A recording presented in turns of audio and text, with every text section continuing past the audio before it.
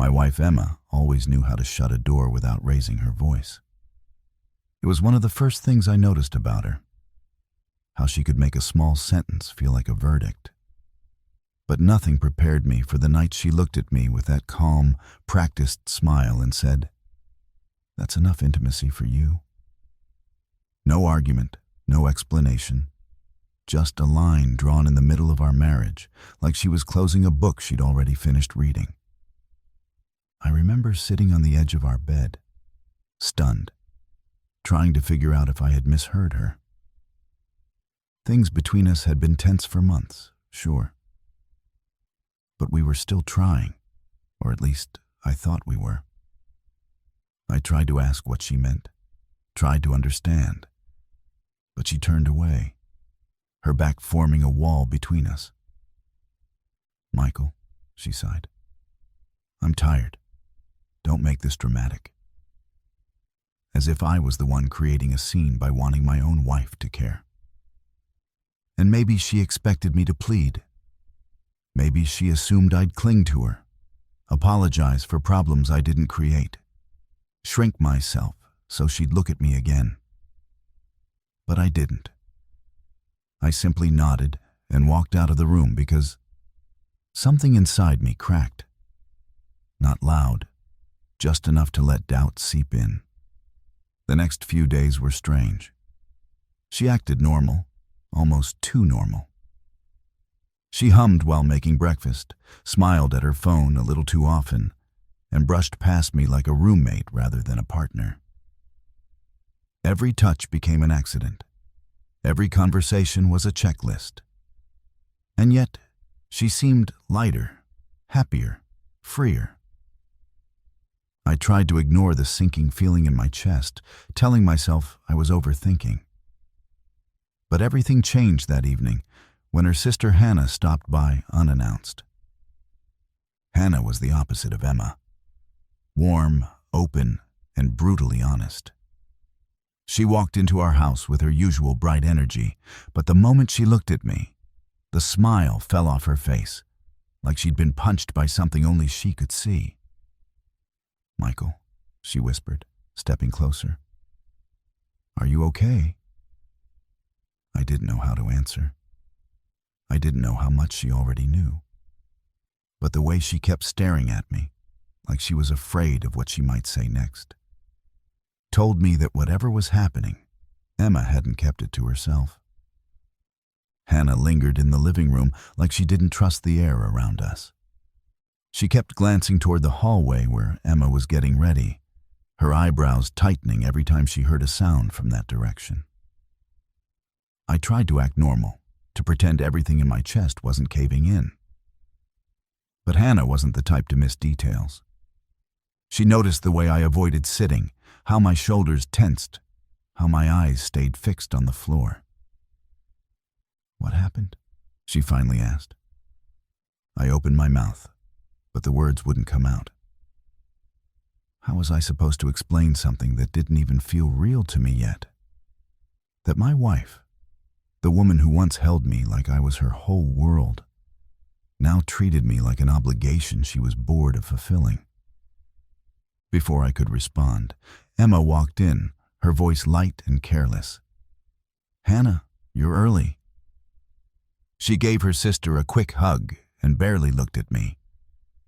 It was a small thing, barely noticeable to anyone else. But Hannah saw it. How I was invisible in my own home. Emma grabbed her purse, checked her lipstick in the mirror, and said, "We'll be back late. Don't wait up." She said it to me like I was the one intruding on her evening. Hannah didn't move. "Where are we going?" she asked slowly. Emma laughed. Too loud, too forced. "Don't start. It's just a girls' night." But Hannah wasn't buying it. She turned to me again. "Michael, did she say something to you? Anything strange?" Emma froze for half a second. It was quick, but not quick enough. I swallowed hard. "It's nothing," I said, although we both knew it wasn't true. Hannah stepped closer, her voice barely above a whisper. "You look like someone broke you." Something trembled in my hands, so I shoved them into my pockets. I didn't want pity. I didn't want to fall apart in front of her. But Hannah wasn't judging me. She was worried, almost angry. Emma rolled her eyes. "For God's sake, Hannah, don't be dramatic. He's fine. We're fine." And then she said it carelessly, like it meant absolutely nothing. "I just told him we were done with intimacy for a while. He can survive." The room went silent. Hannah stared at her sister as if she couldn't recognize her. Then she turned to me, and her expression changed completely, like she'd found the final piece of a puzzle she'd been struggling to solve. Hannah stepped between us without hesitation, her voice trembling with a mix of disbelief and anger. "Emma, what is wrong with you?" She wasn't shouting, but every word cut through the room with a sharp edge. "You don't get to talk about your marriage like it's some chore you're tired of doing." Emma scoffed, folding her arms. "Oh, please don't act like you know everything. You're single, Hannah. Stay in your lane." But Hannah didn't back down. She looked at me, really looked, and everything in her face softened. "Michael, this isn't okay. She shouldn't talk to you like that. She shouldn't treat you like this." Emma threw her hands up. "Oh, stop being dramatic. He acts like he's the only man whose wife doesn't feel like being intimate all the time." She spoke like my feelings were an inconvenience, like the pain in my chest was something I should apologize for. Hannah shook her head slowly, almost in disbelief. "No, Emma, that's not what this is." She took a small step toward her sister. "You didn't say, 'Not tonight.' You didn't say you were tired. You told him, after everything he's done for you, that he's had enough intimacy for his lifetime." Emma's jaw tightened. I could tell she didn't like hearing her own words repeated back to her. Hannah continued, her voice quieter now, but steadier than ever. "You don't talk like someone who's tired. You talk like someone who's already checked out." Emma's expression flickered. Guilt, annoyance, something in between. "Hannah, you're blowing this out of proportion." "No," Hannah whispered. "I'm finally seeing the proportion." The air grew heavy. Emma grabbed her purse again, ready to leave, ready to pretend nothing had happened. "We're going. I don't have time for this." But Hannah didn't move.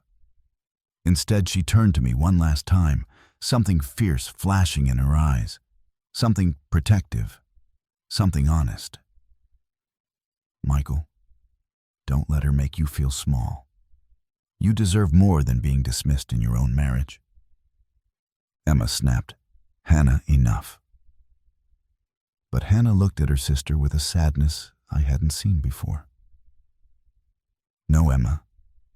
Enough is what you told him.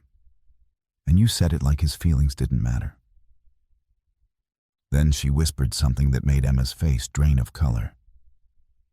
"I know why you said it. I know who you've been texting."